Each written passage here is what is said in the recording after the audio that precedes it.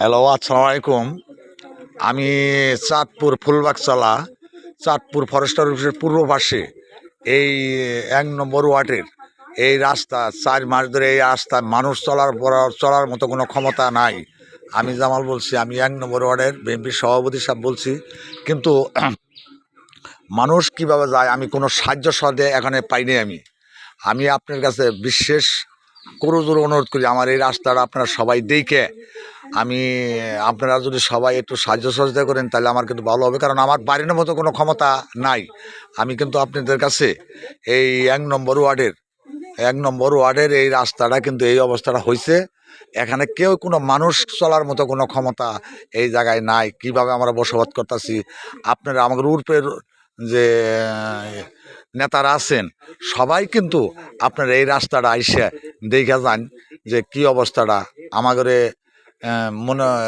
আমি আকুল আবেদন করে বলতেছি যে আপনারা রাস্তাটা এসে দেখে যাবেন, নেতাকর্মীরা দেখে যাবেন। আমি এইটাই আশা করি। আসসালামু আলাইকুম, আপনারা সবাই ভালো।